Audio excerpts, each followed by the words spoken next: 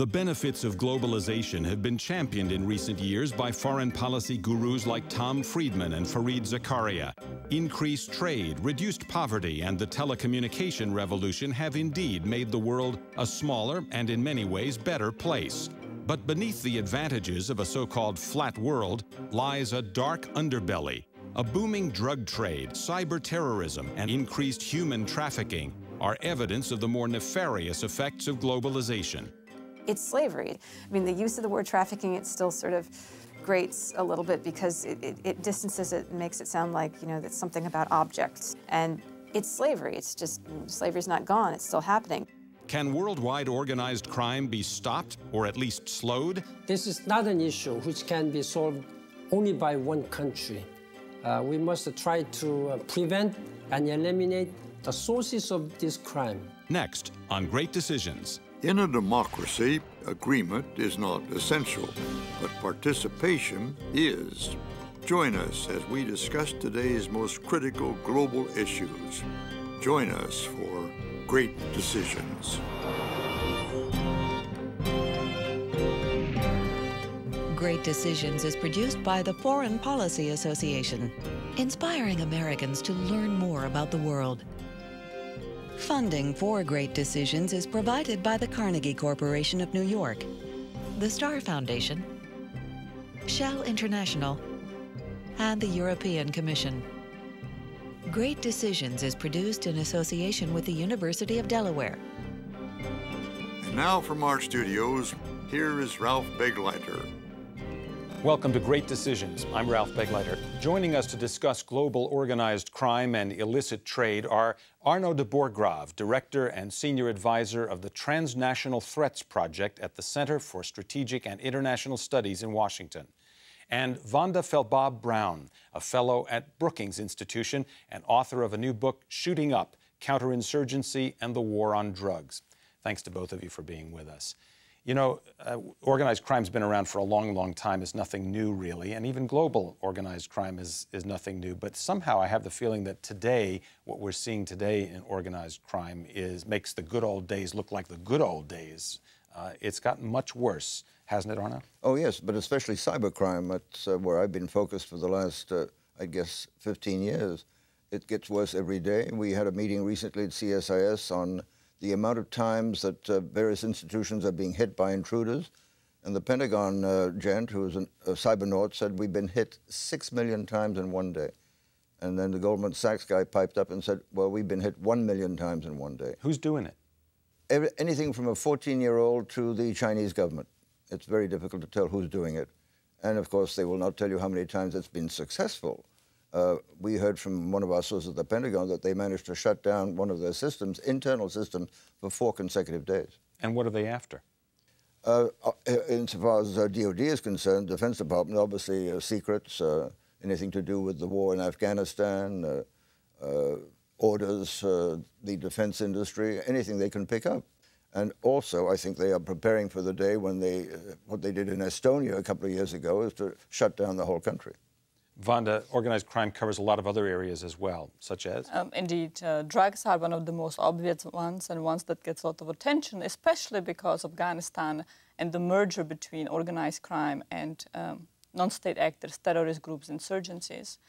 I agree with you that possibly the intensity is especially acute because of the linkages to very powerful non-state actors that exploit illicit economies for getting finances and also for building political capital among populations. But let's remember that the organized crime or crime was a big problem going back to the Middle Ages, going back to the Roman Empire, and posed significant problems for governing entities to control populations and to enforce laws. Well, you keep using the phrase non-state actors. Who are we talking about? Well, we can talk about anyone from insurgent groups such as the Taliban or the FARC in Colombia to terrorist groups like Al-Qaeda to crime groups. So what's happening in Mexico, for instance? Today? Mafia or the drug trafficking organizations in Mexico like the Sinaloa cartel, the Gulf cartel, the Zetas that are the enforcers for one of the cartels, but increasingly possibly an independent trafficking organization themselves. But just briefly, is there any organized crime that you would put in the category of state actors who are engaged in it? Do governments engage in these sorts of activities? Well, if you take the Afghan government, the guy in charge of drugs for the Afghan government told us off the record, and now he's no longer with the government, so I guess we can talk about it, he said every single minister in the Karzai government was on the take. In most cases, they were keeping their U.S. visas up to date in case they had to get out all of a sudden. So the whole structure, the government structure there, is involved with, obviously, with drugs one way or another. Vonda? I think that the Afghan government is very corrupt in multiple ways, and certainly many members at both high levels and lower levels are involved in drug trafficking, inevitably, if a third or half of the country's economy is drugs.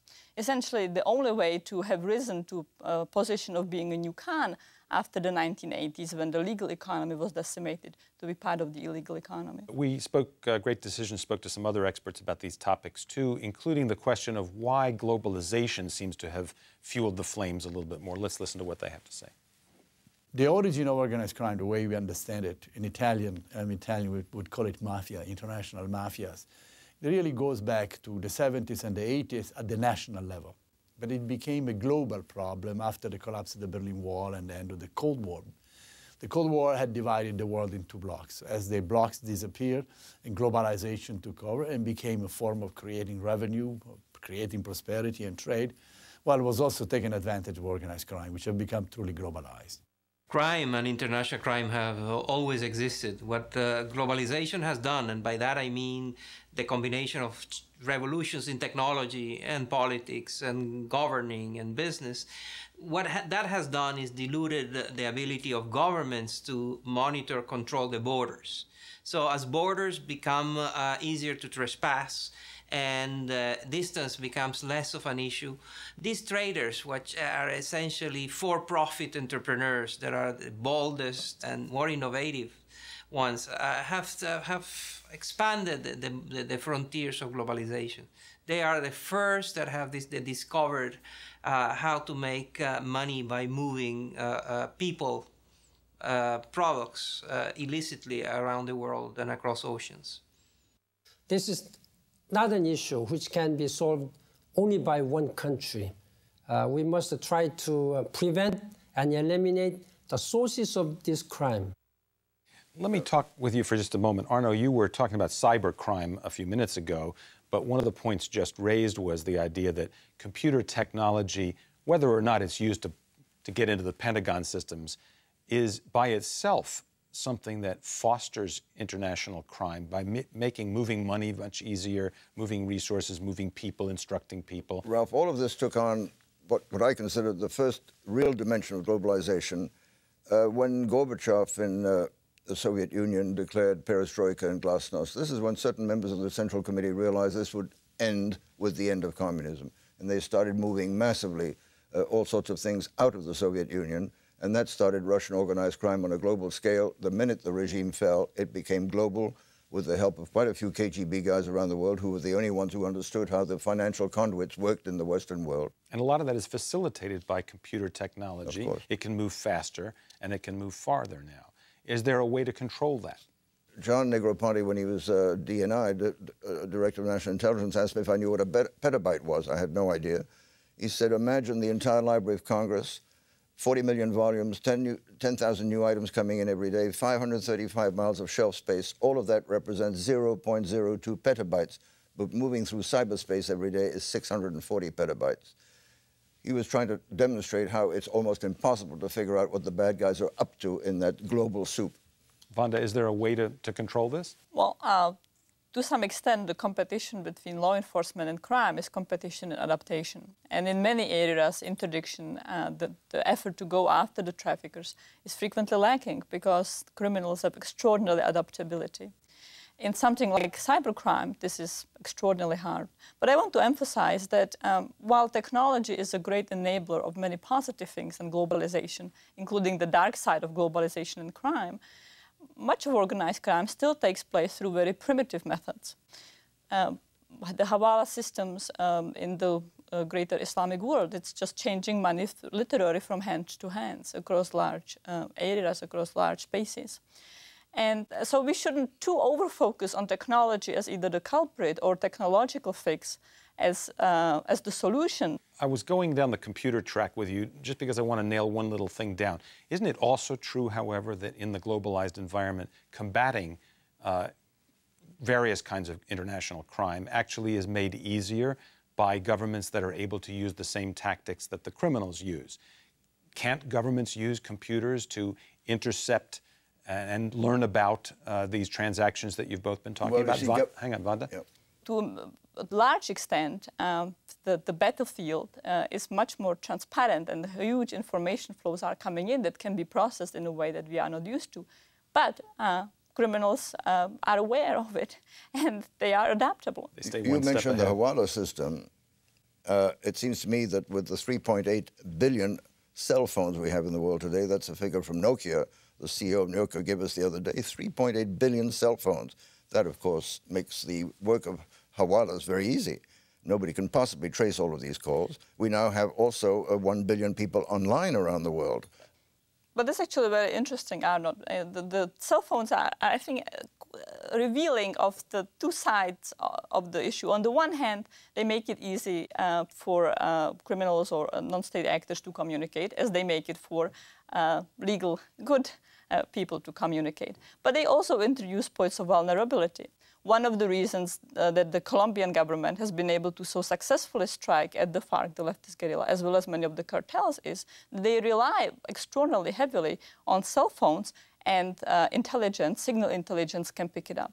At the same time, when we were doing that same thing against the Taliban learned that they are very vulnerable, and they stopped relying on cell phones to the same extent that they did, and went to much more primitive methods of communications. Let me turn to something that Wanda mentioned earlier, human trafficking, which takes us in a slightly different direction.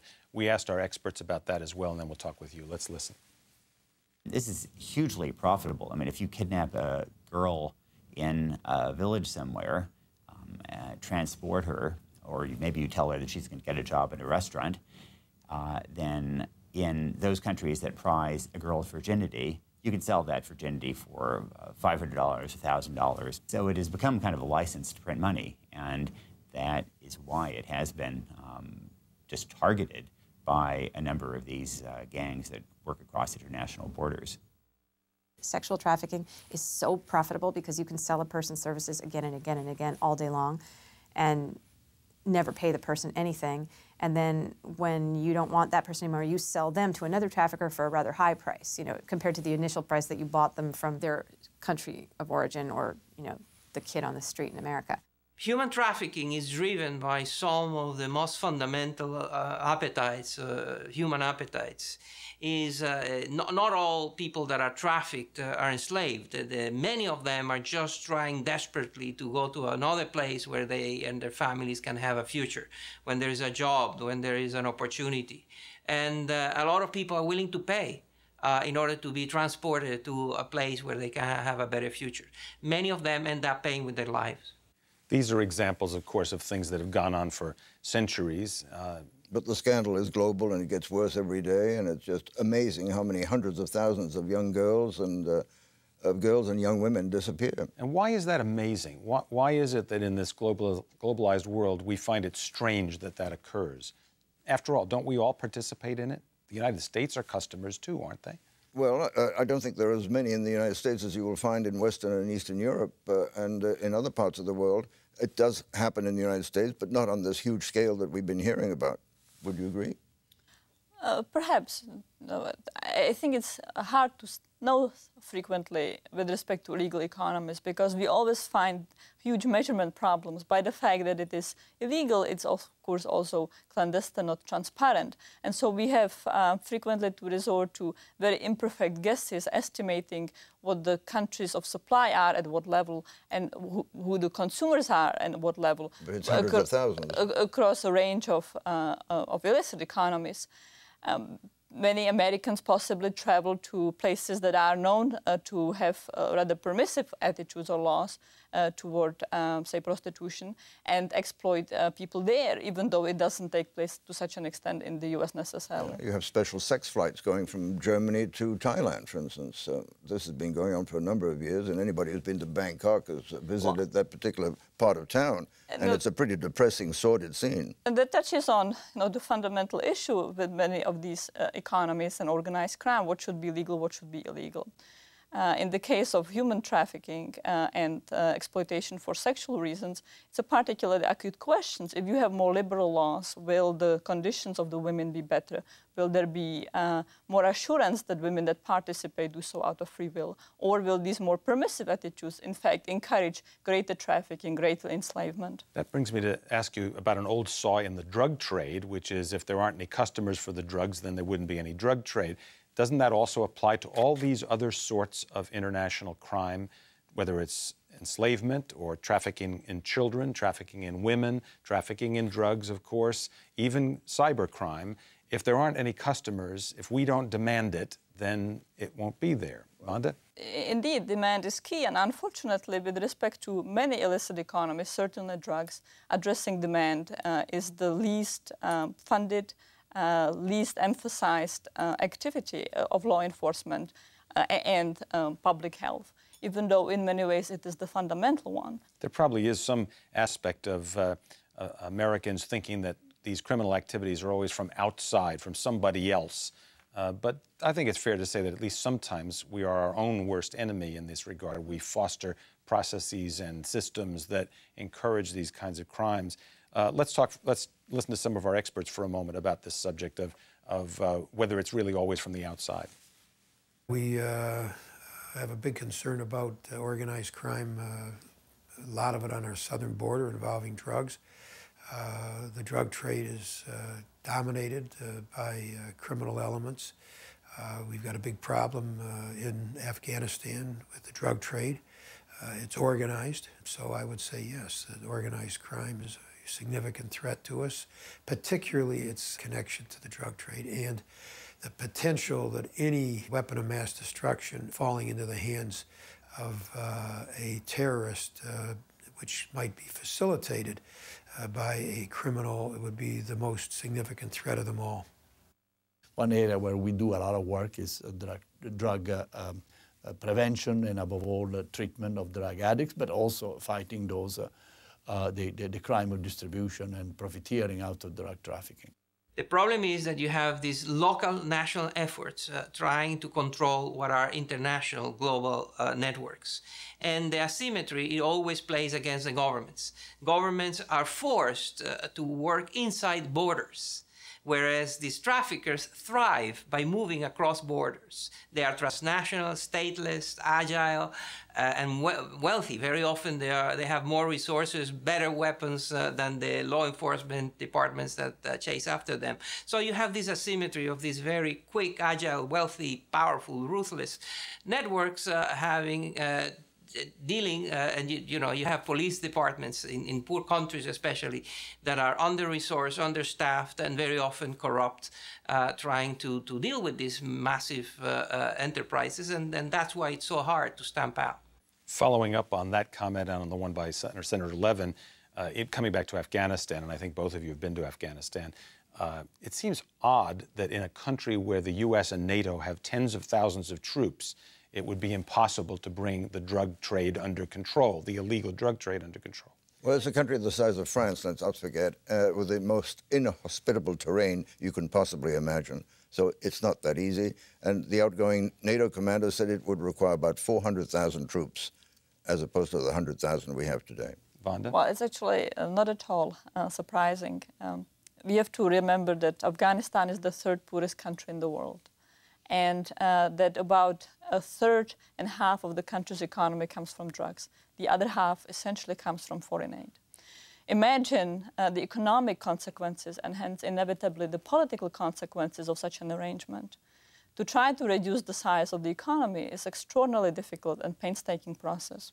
If we simply destroy the poppy, we are going to have massive social unrest on our hand, and the Taliban will definitely win in the country. Sticking with Afghanistan as an example, but it's certainly not the only one. In Afghanistan, organized crime has found its way into the government itself, and that's true in other countries as well. How widespread a problem is it with organized crime and governments, the relationship becoming a little difficult to discern? Well, if you take Afghanistan once again as an example, it seems to me that it's not just the corrupt government ministers who are benefiting from the drug trade, but you've got the ISI in Pakistan, the Inter-Services Intelligence Agency. They get a large part of their budget from the illicit narcotics traffic from Afghanistan. A lot of people have got their hand in the till there. Vanda, do you want to comment on the question of infiltration by organized crime in government? Another good example is Mexico, where the Mexican state for decades has a corporatist arrangement with organized cartels. Essentially, the key law enforcement Mexican institutions managed the drug cartels. They protected them to some extent, but they also told them what they could do and they couldn't. As a result of democratization in Mexico from the 1980s onward, as well as a result of pressure from the US, the Mexican state ends this kind of corporatist arrangement and starts targeting the cartels. But now the cartels are extraordinarily powerful because they had decades to grow, penetrate law enforcement institutions. And when the state challenges them, the state is not ready. Let me ask you both for this. Arno, first maybe. Do you have a rogues list of international criminals, whether they be nations or non-state actors, as Vanda likes to call them? Who would be, let's say, the top 5 or so that you would characterize? The top 5 characters or the top 5 movements? Or could be movements. Well, I mean... Bad guys list. Who are the bad guys? I still put Russian organized crime very high on my list. I see what they're up to all over the world, and it hasn't diminished. If anything, it's increased. I'd put them number 1. I don't think there's a number 2 between what's happening in Colombia, where things have improved dramatically. Mexico, obviously very high on my list. And after that, you would go into all the other things that we've mentioned on your program. Okay, mafia doesn't make its list. Mafia is very small potatoes these days. Okay. Vanda, your rogues list, do you have one? I'm not sure I do. I think we always need to look at the situation with respect to U.S. interests as well as global security and regional issues. And depending on that, some areas might be more vital than others. So back to the example of Burma that we mentioned, and Kun Sa, back in the 80s and 1990s, he was sort of the #1 drug dealer to target. And his activities certainly fed global trade with opiates and heroin especially. He also was vital for the survival of the regime in Burma. But at the same time, the security implication that his activity had were fairly limited. Then you look at someone like Dawood Ibrahim, who is an Indian drug trafficker, who later left for Pakistan, who is very much unknown on the doesn't make frequently the list of the Pablo Escobar and Kun Sa characters, and yet he turned out to be a very important financier of Lashkar-e-Taiba that carried out the Mumbai attacks. So I tend to stay off from sort of focusing on the blacklist and focusing on the characters, and think all the time at one point what activities, what illicit economies, what organized crime can cause most damage to either the United States or to local states. Are the bad guys always going to be smarter than the good guys? Or is government and the white hats always going to be struggling to catch up? Well, not always. If you look at Colombia, it seems to me that's a classic example of how they were way ahead of the legal curve all the time, the bad guys. They even had equipment from Motorola before the law enforcement people had the same equipment. That's been totally reversed, and it seems to me FARC, which was a drug-run guerrilla movement, it seems to me that is now been won by the government. So it's not always the case as you pose the question. I agree, it's always not the case, and there are many examples of criminals that have been brought to justice or killed, and terrorist groups and insurgent groups that have been defeated. I might have slightly different take on Colombia than Arno does, but the broader issue is, can we succeed in wiping out illicit economy, or can we succeed in wiping out crime? And I would posit that for the latter, we certainly cannot. And for the former, for illicit economies, very much depends on whether we focus on demand. As long as we solely rely on supply-side mechanisms, it will always be a catch-and-mouse game. But it still might be a very important catch-and-mouse game. And what law enforcement needs to do is to provide for public safety. So in other words, what it means is to make sure that the power of crime groups is limited in the way they can either corrupt institutions and corrupt legitimate processes, or the kind of coercive power they can project. Vonda Felbab-Brown, a fellow at the Brookings Institution and author of Shooting Up, Counterinsurgency and the War on Drugs. Thank you for being with us. My pleasure. And Arnaud de Bourgrave, the Director and Senior Advisor of the Transnational Threats Project at the Center for Strategic and International Studies. Thank you as well for being on Great Decisions. And thank you all for watching as well. We'll see you next week. I'm Ralph Begleiter.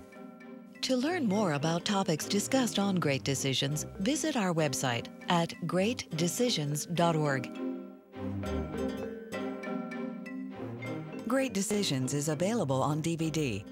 To order, visit shoppbs.org or call 1-800-PLAY-PBS. Funding for Great Decisions in Foreign Policy is provided by the Carnegie Corporation of New York, the Star Foundation, Shell International, and the European Commission. Great Decisions is produced in association with the University of Delaware. Next time on Great Decisions in Foreign Policy. Call it the greening of America.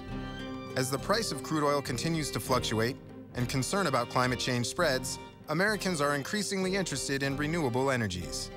Investment in renewables continues to rise, and the Obama administration hopes to see 25% of the nation's electricity come from renewable sources by 2025. But is alternative power realistic to fuel the energy-hungry U.S.? Next time on Great Decisions in Foreign Policy.